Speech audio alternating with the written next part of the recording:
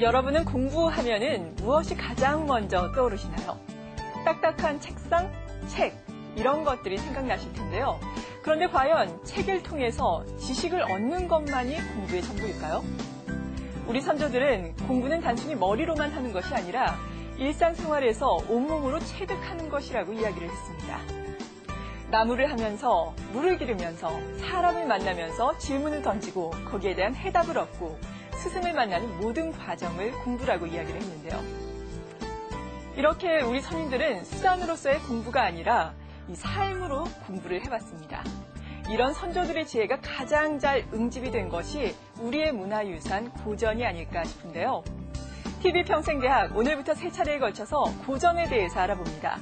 현대인들은 왜 고전을 읽어야 하는지, 고전을 통해서 어떤 삶의 지혜를 얻을 수 있는지 자세하게 알아보겠습니다.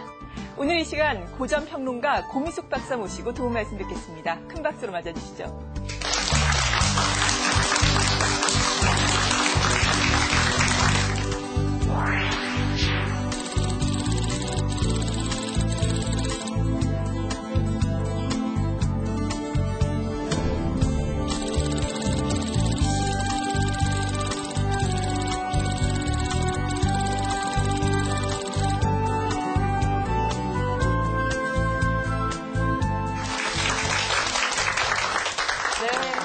안녕하세요. 네, 안녕하세요. 네, 우리가 고전에 대해서 알아볼 텐데 먼저 원론적인 질문부터 해야 될 것 같습니다. 현대인들은 왜 고전을 읽어야 할까요? 고전에서 어떤 점을 얻을 수가 있을까요?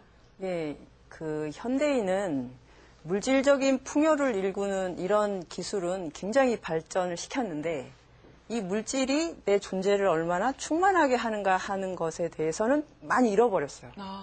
그래서 이제 이 물질과 이 존재가 어떻게 결합하는가 이 문제를 탐구하기 위해서 이제 우리가 고전의 세계로 들어가야 되는 거죠. 네, 물질과 존재가 어떻게 결합하는가. 그런데 이 문제도 쉽지는 않은 것 같거든요. 여기에 대해서 구체적인 뜻이 어떤 건지 간략하게 설명을 좀 해주시죠. 예, 아주 쉬운 예로 내가 누구를 사랑할 때 이제 마음의 사랑이 일어나잖아요. 그러면 이거는 보이지 않는 정신의 가치예요. 그러면 이제 우리가 그 사람을 만나기 위해서 온갖 수단과 방법을 다 짜내지 않습니까? 그래서 이제 그 사람과 내가 결합을 하게 될 때, 그때 이제 행복과 자유를 느껴요. 그러면 이제 내가 사랑한다는 가치하고 이 객관적으로, 구체적으로 존재하는 이 사랑과의, 대상과의 마주침. 요만큼이 이제 우리가 사랑에서 느끼는 행복과 자유죠. 예.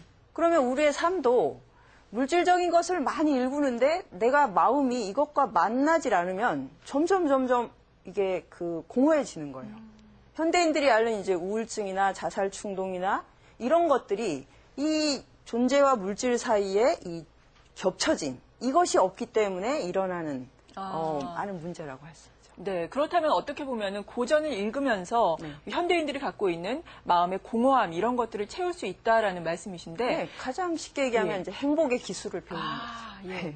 그런데 사실 고전 모두가 읽어보고는 싶어 하는데 고전은 좀 어렵다라는 선입견이 있거든요. 어떻게 하면 쉽게 접근을 할 수가 있을까요?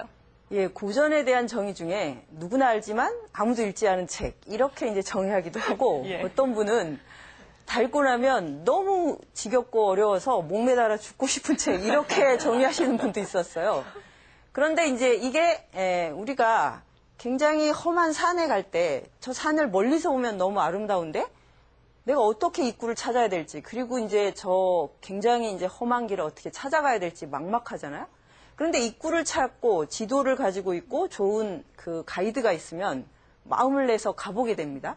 그래서 이제 그게 뭐 설악산이든 히말라야든 한번 산을 타고 내려오면 그때 이제 그 산이 더 이상 두렵지도 않고 그리고 그 기운을 온몸으로 받아서 최소한 몇 달은 굉장히 생기발랄하게 살 수 있거든요. 그래서 이제 고전을 멀리서만 보면서 동경하지도 말고 또 두려워하지도 말고 그래서 이제 좋은 지도와 좋은 가이드, 좋은 입구를 찾는 거 이제 그것을 위해서 이제 저 같은 고전 평론가가 필요하지 않을까 이렇게 생각합니다. 네. 우리가 항상 동경은 하지만 쉽게 네. 올라가지 못하는 고전이라는 이 높은 산을 잘 알기 쉽게 안내해 주실 길라잡이가 오늘 되주실 것 같습니다. 고전에 대해서 이해하는 첫 번째 시간, 오늘 이 시간 고전에서 미래를 배운다. 지금부터 함께 해보시죠. 네. 고전, 인문학, 공부 뭐 이렇게 하면 여전히 이제 나하고는 굉장히 거리가 멀다 이렇게 생각을 하실 거예요.